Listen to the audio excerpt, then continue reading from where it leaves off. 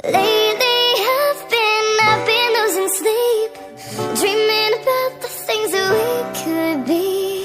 Baby, I've been praying hard. Said no more counting dollars, we'll be counting stars. Yeah, we'll be counting stars. Perkenalkan, nama saya Fauzan Wismantoro. Di sini saya akan mempresentasikan tentang stroke. Stroke adalah keadaan di mana sel-sel otak mengalami sakan karena tidak mendapat pasokan oksigen dan nutrisi yang cukup. Sel-sel otak harus mendapatkan pasokan oksigen dan nutrisi yang cukup agar tetap hidup dan dapat menjalankan fungsinya dengan baik.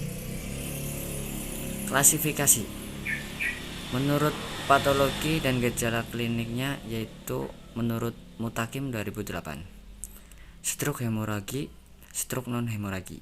Menurut perjalanan penyakit atau stadiumnya, yaitu TIA, Trans-ischemic attack, gangguan neurologis setempat yang terjadi selama beberapa menit sampai beberapa jam saja. Stroke involasi,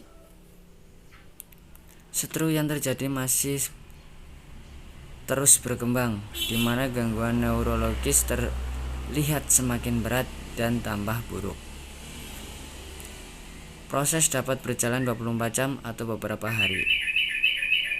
Stroke komplit, di mana gangguan neurologi yang timbul sudah menetap atau permanen. Sesuai dengan istilahnya, stroke komplit dapat diawali oleh serangan TIA berulang. Etiologi: trombosis cerebral, hemoragi, hipoksia umum, hipoksia setempat.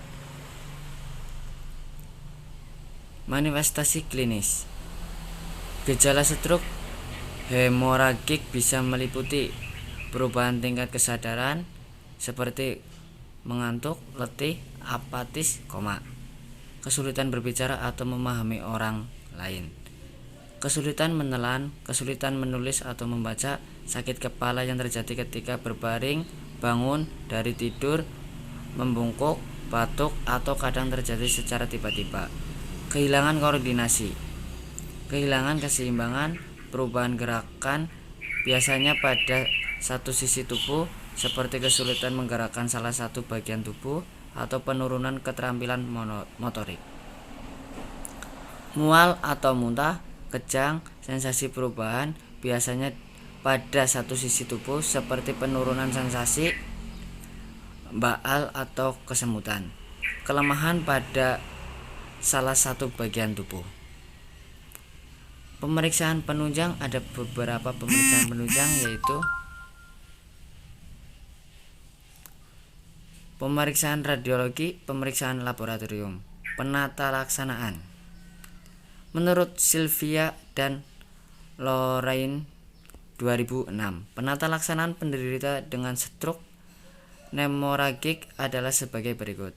Posisi kepala dan badan atas 20-30 derajat. Posisi miring apabila muntah, dan boleh mulai mobilisasi terhadap bertahap jika hemodinamika stabil. Bebaskan jalan napas dan pertahankan ventilasi yang adekuat. Bila perlu diberikan oksigen sesuai kebutuhan. Tanda-tanda vital diusahakan stabil. Bed rest, koreksi adanya hiperglikemia dan hipoglikemia, pertahanan keseimbangan cairan dan elektrolit. Kandung kemih yang penuh dikosongkan, bila perlu kateterisasi. Pemberian cairan intravena berupa kristaloid atau koloid, dan hindari penggunaan glukosa murni atau cairan hipotonok. Hindari kenaikan suhu, batuk, konstipasi atau cairan suction berlebih yang dapat meningkatkan TIK. Nutrisi peroral hanya diberikan jika fungsi menelan baik. Apabila kesadaran menurun atau ada gangguan menelan, sebaiknya dipasang NGT.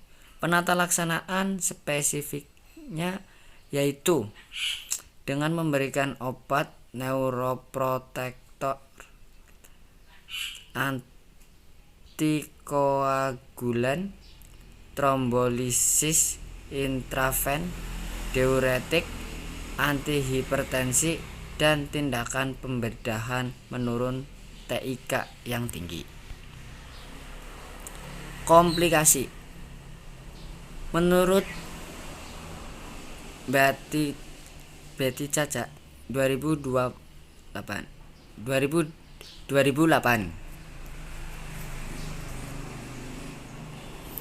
gangguan otak yang berat, kematian bila tidak dapat mengontrol respon pernapasan atau kardiovaskuler, infraksi cerebri, hidrosephalus yang sebagian kecil menjadi hidrosephalus normotensis, fistula karotikokavernosum, epistaksis, peningkatan TIK, tonus otot abnormal.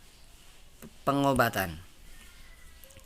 Sampai sekarang belum ditemukan obat untuk menyembuhkan penyakit stroke. Namun pengetahuan dan pencegahan secara dini akan menjauhkan dari penyakit stroke. Dan ini pathway dari materi stroke.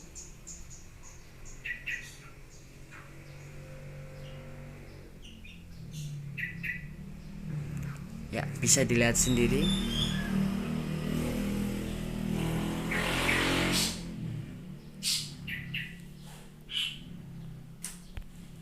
Ya, selanjutnya contoh ASCAP stroke.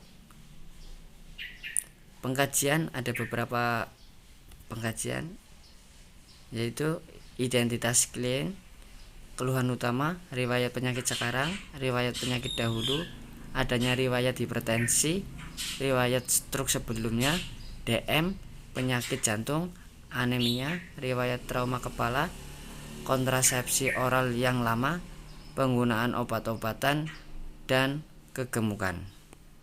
Riwayat penyakit keluarga, pengkajian psikososio-spiritual, pemeriksaan fisik. Selanjutnya, diagnosa yang sering muncul. Pola napas tidak efektif berhubungan dengan depresi pusat pernapasan. Penggunaan mobilitas fisik berhubungan dengan penurunan kekuatan otot. Defisit perawatan diri berhubungan dengan kelemahan. Contoh intervensi.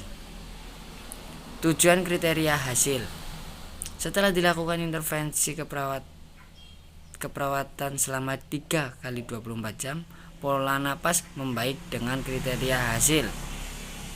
Dispena menurun, penggunaan otot bantu napas menurun, pemanjangan fase ekspirasi menurun, frekuensi napas membaik, kedalaman napas membaik. Intervensi keperawatan. Manajemen jalan napas kode I.01011. Tindakan observasi. Monitor pola napas, monitor bunyi napas tambahan, monitor sputum. Terapeutik.